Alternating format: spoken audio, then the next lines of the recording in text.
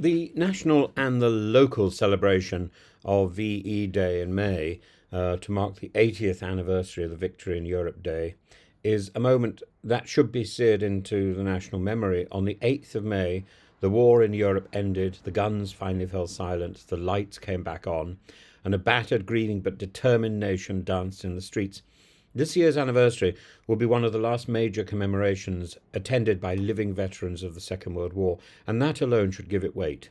But it also matters because in 2025, with conflict again on the European continent, the lessons of VE Day are not only relics, they are blueprints. From the 5th of May to the 8th of May, Britain should remember and rejoice. London will see 1,300 members of the armed forces march from Parliament Square to Buckingham Palace. The King's Troop and the Household Cavalry will process down the Mall. Big Ben will strike at noon, and Churchill's immortal words will be recited, "We may allow ourselves a brief period of rejoicing." RAF aircraft, including the Red Arrows, will streak across the sky. Historic warplanes will join them, echoing the skies of 1945. Veterans like the 100-year-old Alan Kennett will symbolically pass the torch for peace, reminding us that liberty is inherited, it is not inevitable. And on May the 8th, Westminster Abbey will hold a service of thanksgiving where King Charles and Queen Camilla will stand in honour with those who stood for freedom. And that evening, a national concert will fill Horse Parade with music, memory and joy, conducted, I believe, by Zoe Ball, including the revival of Dad's Army, a wartime treasure. VE Day is not a relic for the elite. It's not pageantry for the privileged.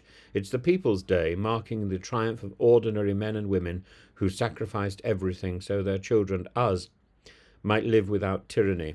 It's a working-class war, a war of miners turned soldiers, of WAF operators, of ration books and of factory shifts, of cities bombed and rebuilt. It's the history of the boy from Huddersfield, the nurse from Glasgow, the evacuee from Kent. It's Britain at its most united and its most courageous. And so the commemorations this year are not indulgences, they are necessary reminders, particularly now as war again haunts Europe's borders and authoritarianism finds new footholds.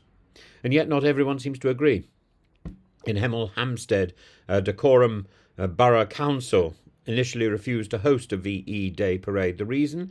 It might be elitist. Let's be clear.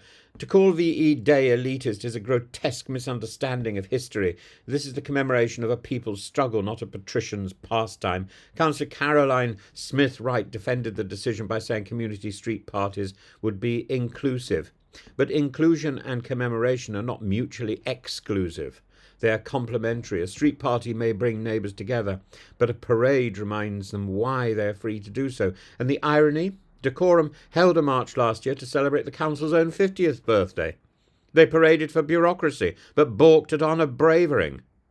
Thankfully, following public backlash and pressure from ministers and veterans, the council is reconsidering. The Lib Dem leadership now says that it will do whatever it takes to ensure a parade can proceed. That's a welcome. It's belated, but it's welcome.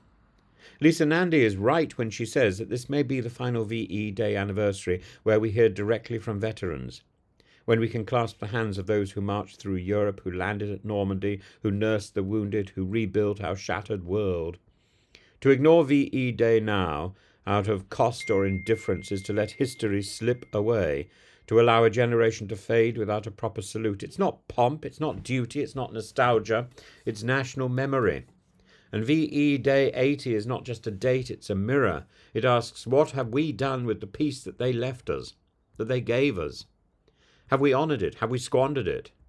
Have we developed it?